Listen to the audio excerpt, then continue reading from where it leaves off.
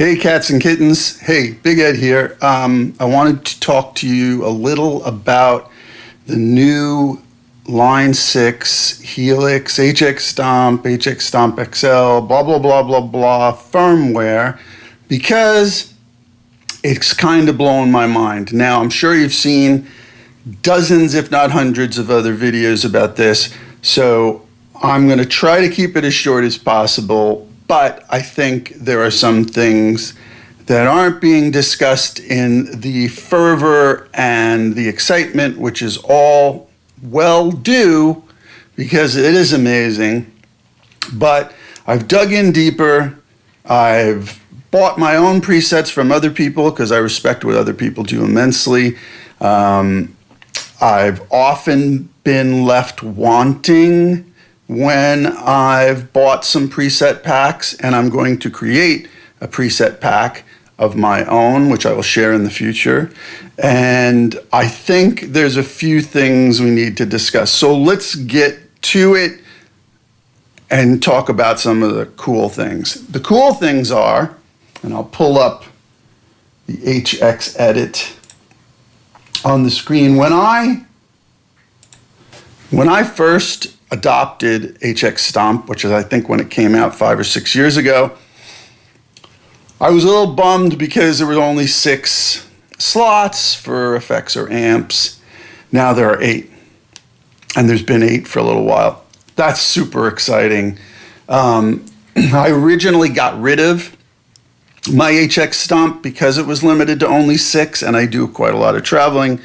I don't know if you follow my music or exploits at all, but I play a lot all over the world, at least before the pandemic, and I collaborate with a lot of people. So the HX Stomp was exciting to me because of portability and because I could run effects in the effects loop, but 6 was not enough.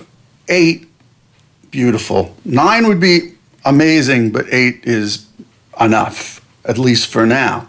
One of my biggest complaints was the variety of amps, which they've addressed over the years, and they've now got this new Ventu Amp, which the Ventu Amp, despite all the other cool stuff of the new 3.15, the Ventu might be the best part, because that amp is kind of somewhere between yet encapsulating many amp features that I love about other amps. It's punchy, but it's open. It's got heft if you want it to, but it's got definition.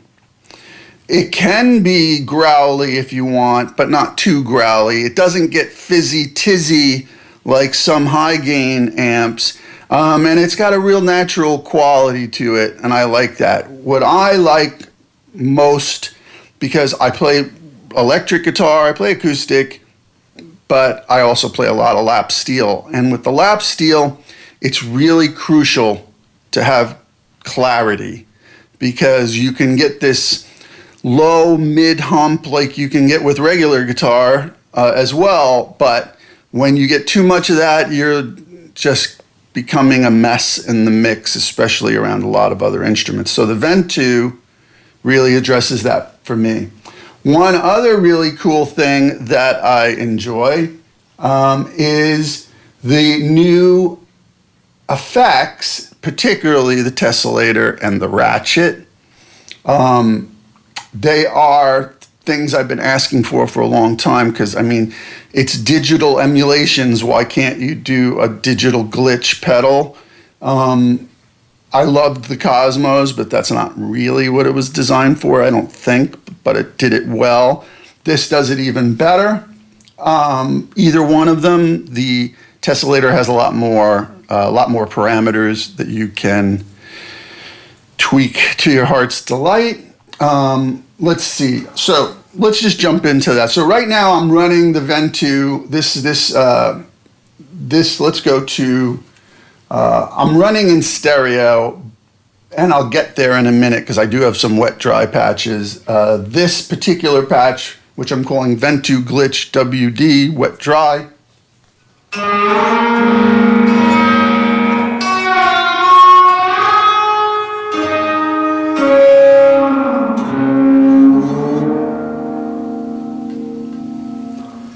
So you got the wet on one side, the dry on the other. That one's got the ratchet. It's great. I mean, the cool thing about the ratchet is you can jam over it. What I tended to do, let's see if I can pull this up. So in this one, I've got the ratchet. This has got the ADT first. Yeah, I saw a delay and I went, oh, yeah, that's the ratchet. No, that's the other one of this new pack that to me is mind-blowing. For me, I don't know about for you, but I'm going to tell you about it because maybe it will widen your horizons both literally and figuratively, because the first thing I put in my chain always is a slap delay pedal. Why? Well, because, so here.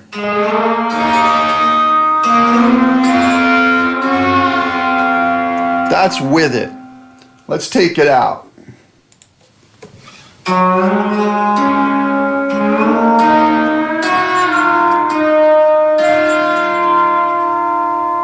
It's a huge difference. Put it back in.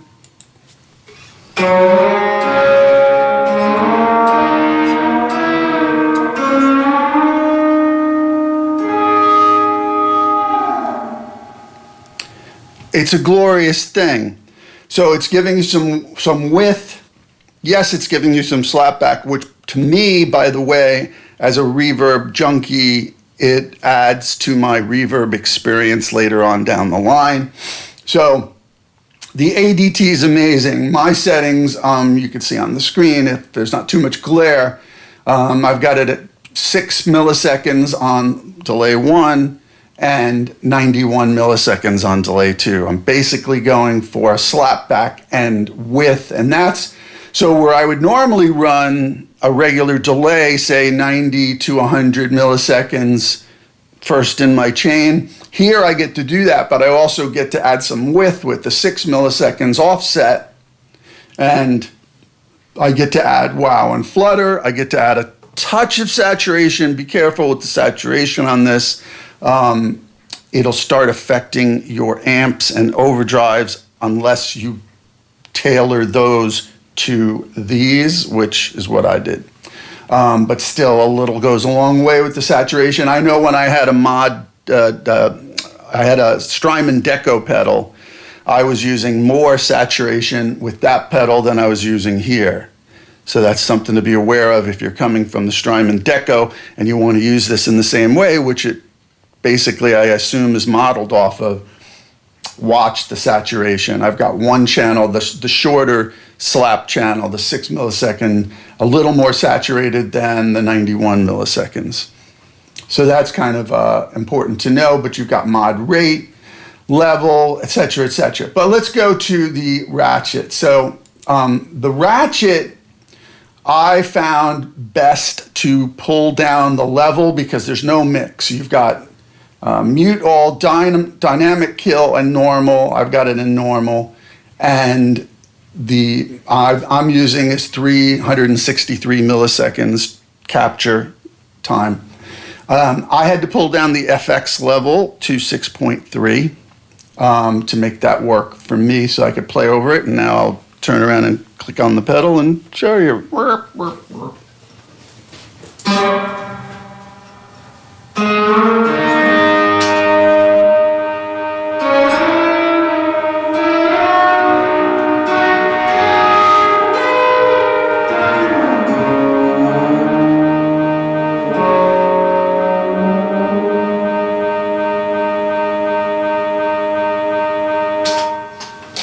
So you could see that, you could hear that at 6.3 level, I was able to play over it and not be drowned out. So that seemed to work for me. But let's go through, and the other cool, there's some legacy stuff added. One of which I really like is the tape eater. I mean, the tape eater is insane. Let me just turn it on here and show you.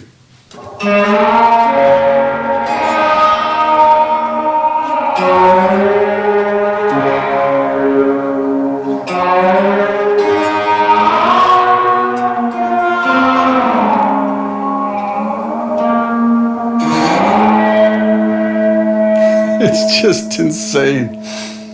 But like I said, I've spent a lot of time going through these. I think a lot of people made videos right away on a lot of this stuff. And the problem with that is you're not figuring out some of the subtleties. And one of the subtleties of, in particular, the tape eater is when you kick it in, it's going to accentuate your upper mids because it sweeps. So at some point, you're going to have your upper mids peaking on you. It also, and I've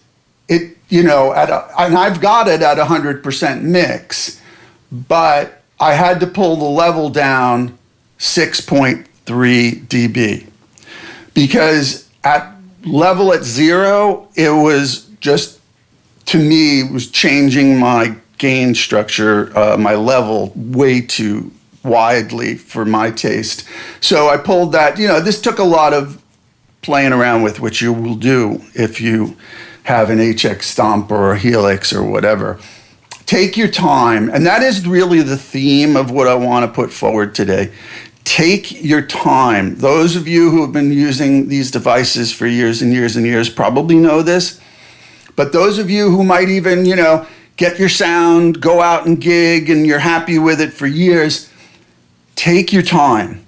There's subtle little touches, especially in the amps, which I will get to, but this tape eater is one of them where, I was jamming with it and I was like, yeah, this sounds really good. And, by the way, it sounds best with the mix at 100% for this particular effect. But I had to pull it down to find that balance for when I kick it on, it doesn't just like freak out and change my whole level structure. So that is the theme for the day. Take your time with these Line 6, Helix, HX, etc. products, because there's subtle little things. Speaking of subtle little things, and we'll get to the amps in a second, the reverbs. I had a devilish of a time. I've always had a devilish of a time. I'm not a Line 6 reverb hater. I actually like them. My experience at Line 6 goes back to the individual pedals, the smaller ones and the big ones, the old, delays and modulations and whatnot. But so I'm not a hater. I'm not a Line 6 reverb hater. I actually like the particle verb and some other stuff. But I've had a devilish of a time dialing in some of their stuff from time to time. So this is important to note. Now, their reverbs have gotten way better. Some of the new ones, like the Hot Springs and particularly this time, the Shimmer and the Dynamic Plate and Dynamic Room, because they already had Dynamic Hall. But I've even had a tough time dialing those in. But what I've found is, and this is another lesson, this is very important. Let's highlight this lesson because you can't treat any modeling device. I hope I get quoted on this in the future profusely. You can't treat any modeling device like it's the hardware you're trying to copy, even if it's modeled on that, because they don't respond the same. They might be more efficient. They might be crisper. They might be more accurate. They might, they're never going to have the full analog bloom. But if you go into a modeling, and it can be Line 6, it can be anybody. Trust me, I've tried them all. If you treat it like, oh, this is my Fender Twin sound, or oh, this is my Lexicon reverb sound, or oh, this is my delay sound, and it won't work. If you're trying to copy something directly, it won't work. What I suggest is, and I wish everybody would adopt this, this is not ego-driven, this is just, I'm trying to help you, is do not treat them all like they're something new, right? Like, say you want a spring reverb. Okay, this is a spring reverb, the hot springs. Treat it like it's its own new thing and tweak it accordingly. For instance, what I have found with the reverbs, and I found with the amps, etc., everything, is I can't set the reverbs like I set my reverbs with any other pedal or hardware device. It just doesn't work that way. However, if I take my time, and this is back to take your time with Big Ed, if you take your time, you will be able to go through each parameter carefully, and you have to obviously set time aside. You can't be rushed. You can't speed through it. I've spent the last week and a half playing with this stuff every day because I have the time for a change because I have no projects really going on. I've got one project, but it's not taking up all my time every day. So I've literally spent over a week going through every parameter. And what I found is if you treat it as its own thing, you get better results, you get a more unique outcome, and you will find, even if you listen to me, you're going to find that you're going to be tweaking little by little by little every day. So every day that I pull up the HX edit, I'm tweaking just a touch, be like, oh, I want just a hair more low end. How do I do that? Well, it's not there in the amp. Oh, but it's there on this pedal that's always on. And if I dial that and then take back a little of the treble or, even if you don't have blocks available, you will find a way to tweak. And that's one of the beautiful things about these devices. You will find a way to tweak little by little until you finally hone in. So I feel after a week or 10 days of this, and I'm talking hours. Some days I was in here for 8 or 10 hours tweaking, and then I'd go watch TV and go, oh, I know, and come running back in and, find a little tweak that makes things better. So take your time and do not treat them like they're devices that you're aware of. Start anew. And so that's what I've been doing with the reverb. So with the hot springs, I've got, let me turn off my other reverb. When I say my other reverb, it's because I run an effects loop. And I have a little reverb that I like to use that's part of the Chase Bliss mood. I will show you my pedal board here on the screen. And you will see that I have a very, very small, tidy pedal board. It's 5 pedals, including, 6 if you count the Game Changer pitch thingy, the Bigsby pedal. But on the pedal board itself, there's 5 pedals, including the HX Stomp. And in my Chase Bliss mood, on the left channel, the old blood noise side, I've found a reverb sound I really, really like, but I can also turn it on and off. So here's with that off. This is just the hot springs in wet dry mode. And again, I'm recording stereo, splitting left, right.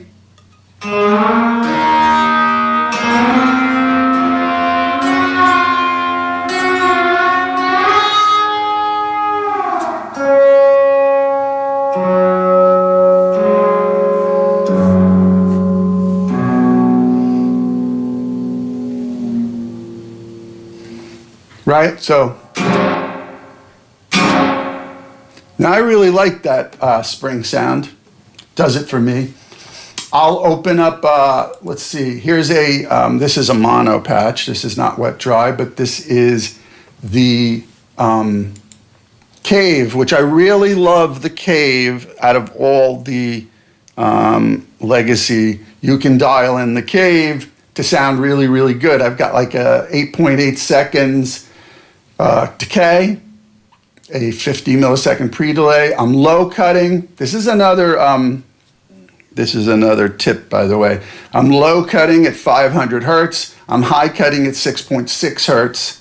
My mix is at 41, and I had to turn the level down on this one because it did come in a little hot of the balance. between, well, at least when I'm doing wet dry, but even in mono.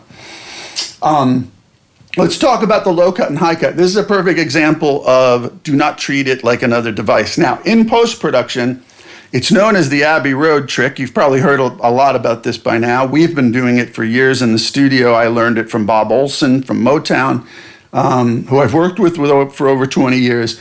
But in post, we will have a reverb bus with the low cut up to 500 and the high cut above 6, or usually around 6.5 kilohertz. And then we will have some saturation or compression, and then the reverb itself.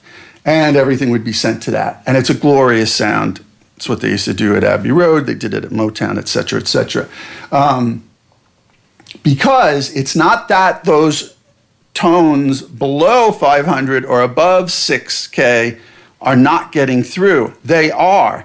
They're just not muddying or messing up the mix. So if you have a vocal going in with that structure, you're still hearing the vocal above 6K, but it's not featuring it. It's not as exaggerated, and sometimes things can get pretty washy. So that's sort of the technique I'm using here in these patches, and that's one way that helped me to get better reverb sounds from my Line 6 devices. The other way is adjusting levels of the reverbs, like I did here, and keeping my mix fairly, I never go above 50% in a mix. And in fact, I rarely go above 41% in the mix on any of my Line 6 reverbs. Because, again, they don't respond necessarily precisely like pedals or hardware. And I don't want them to be overwhelming. And I love reverb. So that's a tip. That's another tip for you. That's how I've been getting my reverbs. This is the Cave.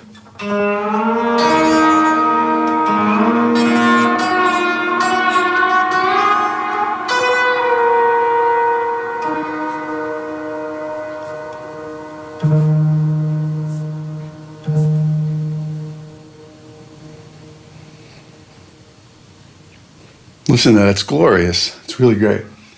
Now, of course, that's with the ADT up front, which I think enhances this approach. So, but if you don't have that extra block to put the ADT up front, I totally understand. But I think this will still be valuable to you. I think the mod I've chose, so this is tape beater, yeah. So here we've got the, let's start with so you've heard the ratchet, right? Let's do the Tessellator, all right? So give me a sec.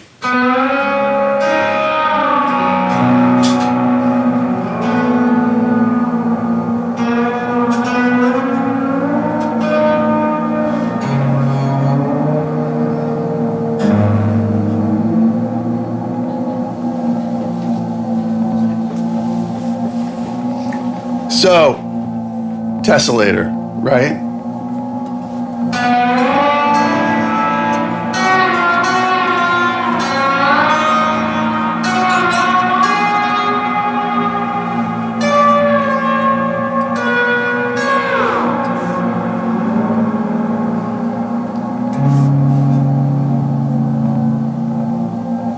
So,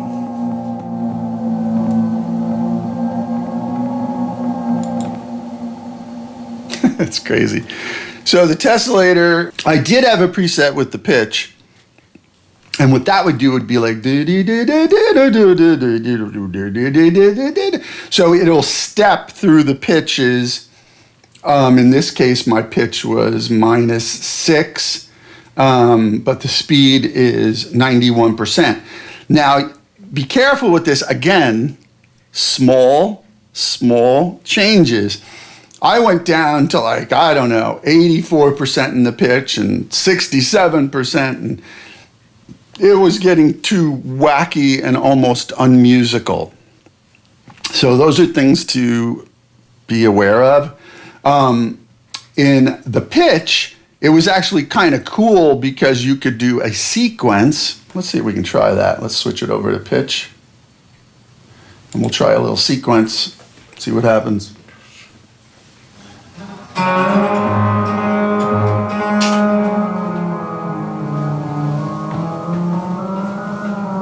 Voila.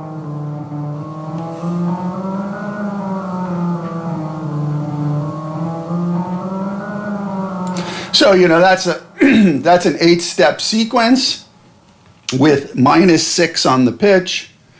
So you're going to have to really play around with this quite a bit. And I might add, again, that level, because there's no mix on the Tessellator. So the level I've got at 5.1, and it's plenty loud. But you also have a high pass and a low pass filter, so that'll help you carve things out a little bit. But this one is awesome. I wish they had it years ago. This is one of the things I've been asking for, this and the ratchet. Very exciting, but with the Tessellator, it's not, there is a plug and play. So the default for the Tessellator is kind of cool. It's very similar to, here, let's just do it.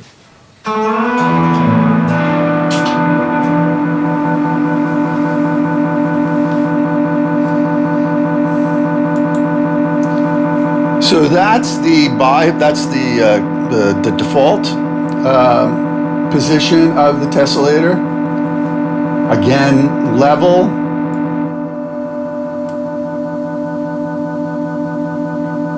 Bring that sucker down so you can still play over it.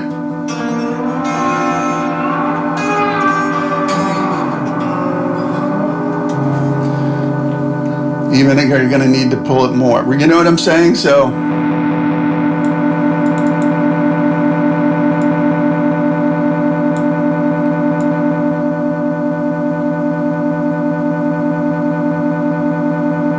there you go.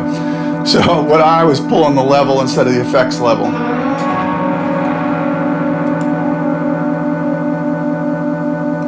Pulling it down to like on a 5.5.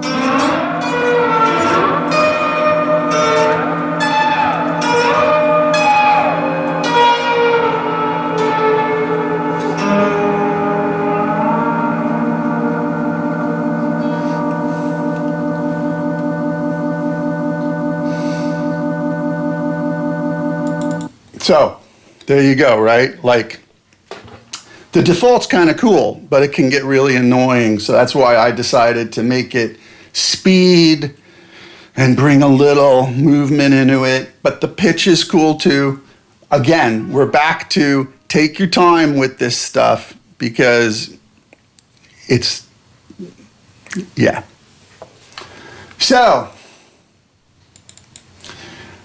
So those were all with the Ventu amp. Let's go back to this wet dry and I'll show you the Ventu. So the Ventu,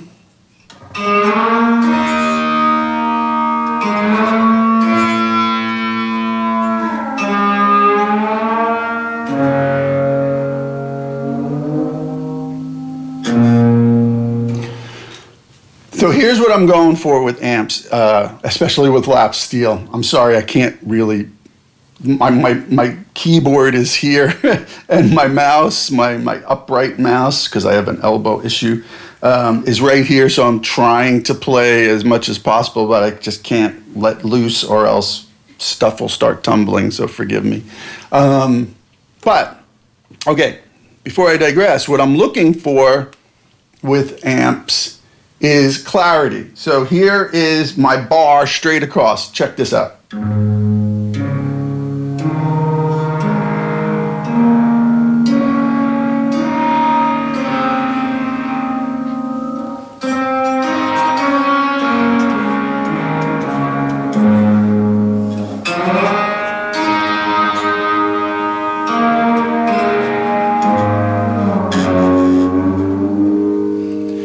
you've got that body in the bass without it being all woofy and too round.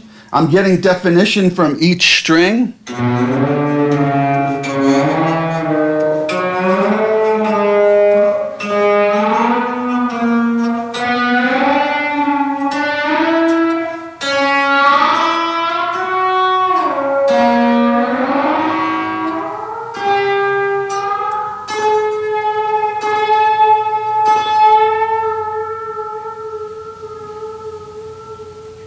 So that's what I want from a modeling device.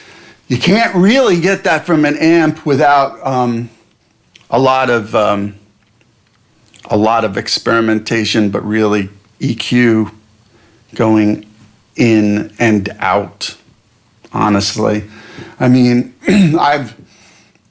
it's pedal board. It goes from pedal board to pedal board. I've had some pedal boards that I've gotten that clarity out of because of the combination of pedals and EQ. But to be able to get that clarity from a modeling device and the realism and the width and the depth is kind of mind-blowing. So that's where I've got this Ventu set for this wet dry.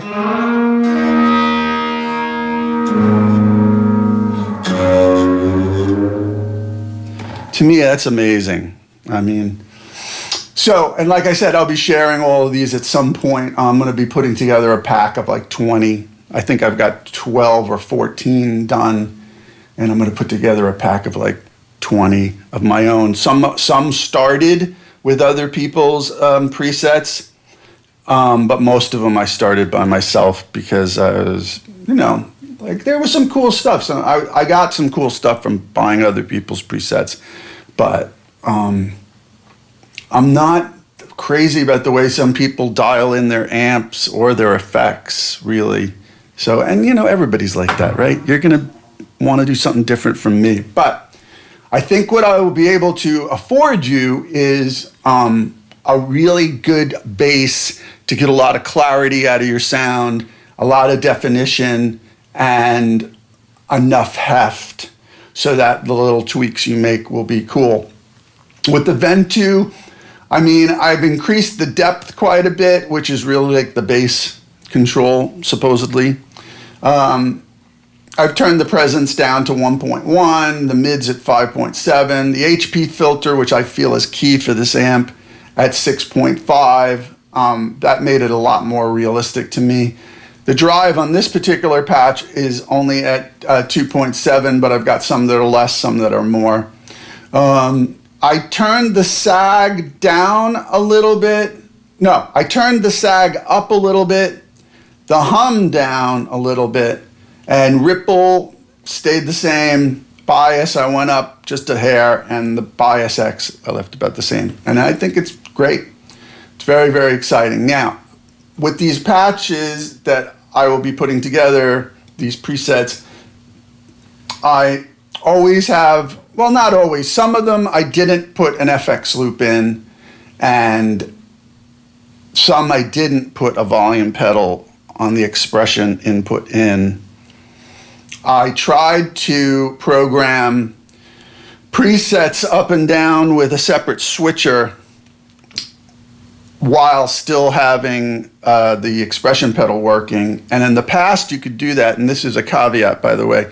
I think there may be a bug. I don't want to talk out of place, but there might be a bug. There might be a bug with the fact that for some reason right now, so if you use the expression pedal for expression or volume, you then only get, even if you have a two switcher, if you split tip ring from a TRS, you can have the expression pedal do volume or expression or one switch. So one of the two switches you have, so you have a fourth switch basically. But apparently right now that's not working. We're not sure. I'm looking into it with the people at Line 6. They're awesome. I love them, by the way. We're looking into that, why it isn't working. I can get the switch to work, But the volume pedal, then, whether you switch the polarity or not, whether you switch the position to linear or logarithmic, it doesn't matter. The volume pedal no longer has the full sweep. So there's some sort of little bug, so look out for that. But in all my patches, I have a loop and a volume pedal, and some of the ones I will be including in my pack will not. They will just be mono, straight through. You can do whatever you want. You can use your own volume pedal or not, or no volume pedal, or no effects loop if you wish. And then that gives you 1 or 2 extra blocks. But for me, I want to have stuff that I use all the time and rely on in that loop. I also want that extra little reverb. And I got to have a volume pedal. So, because when I'm playing lap steel, I use it for my swells. I use it for swells in regular guitar too. So there you go. Maybe that applies to you, maybe not. So I also created a litigator. Now here's a great example. Every person who sells a pack that I've heard the litigator, it's out of control. Like it's way over the top. I've heard of Dumble. My friend Henry Kaiser has Dumbles. We've played Dumbles. Sir, you are not a Dumble. But that's fine, okay? It's close. But the problem most people make, from what I can tell from the preset packs that I've purchased, they're going way over the top with this. This is mine.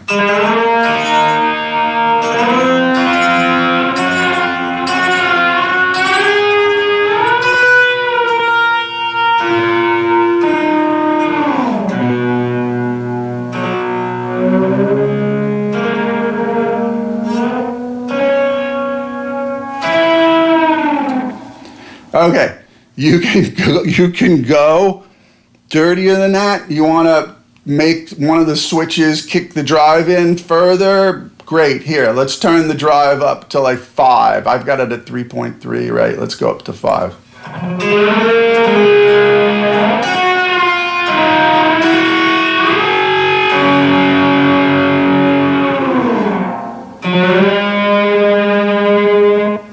Okay, that's cool and all. That's not really David Lindley's sound. You know what I mean? That's not really Robin Ford or whoever the hell else you're trying to cop sound. Like, really listen carefully. That's more gain than they're using. And this is actually a tip for all you out there who are recording. You need much less gain than you think. Trust me. It makes for better recordings. You want to kick a pedal on for a specific part, groovy. But overall, less gain is better. I'm not saying no gain. I'm just saying you don't need as much gain as you think you need. All right? So anyway, I got a little litigator. I got a litigator wet dry. I put together now another amp that I'm kind of impressed with is the Archetype Clean. So I used that. You know, when you buy an HX Stomp, or I assume a Helix and everything, they give you these FX presets.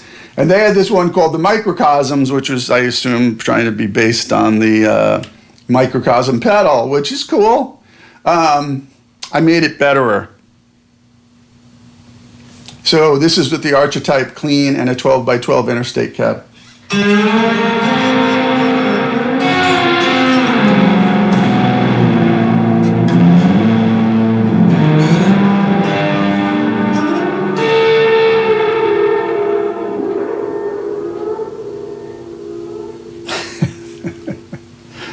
All the little bleeps and blurps you want, you know what I mean? So, again, that's the Archetype Clean. And let's see. Yeah, and that's using the tile. By the way, that's the other one I really like of the legacy reverbs, the tile. It just records well. It really does. It's not trying to do anything fancy, but it's really great. So,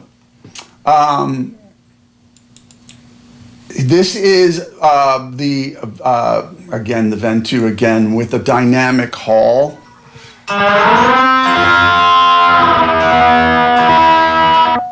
So that's with the Hall off in this patch. Now we can turn, whoa. It's really hard to do all this.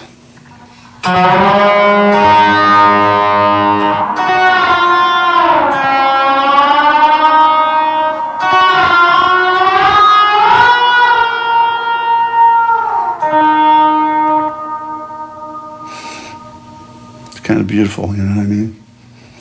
So that's using the Ventu. Ventu's got a little more heft going here. Yeah, just a little bit more, but a different cab. This one's got the 2x12 double C12N.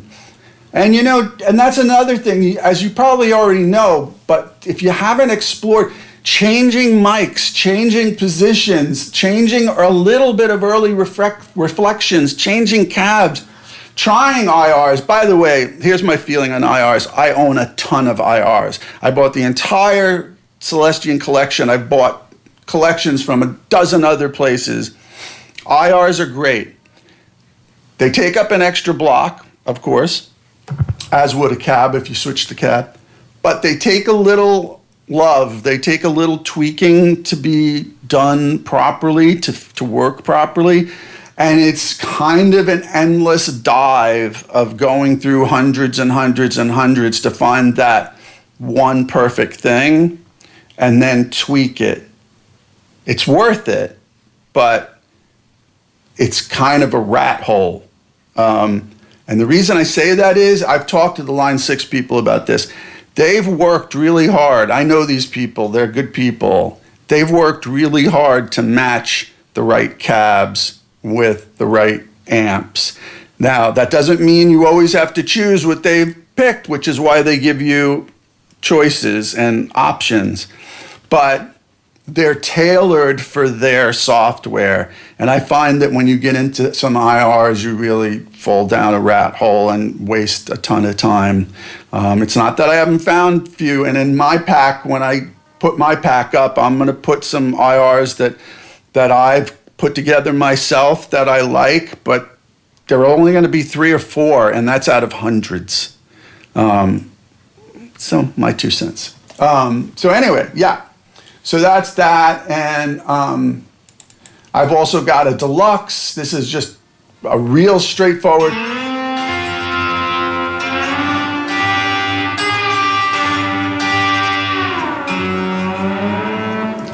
Tons and tons. I've got an AC30 ambient.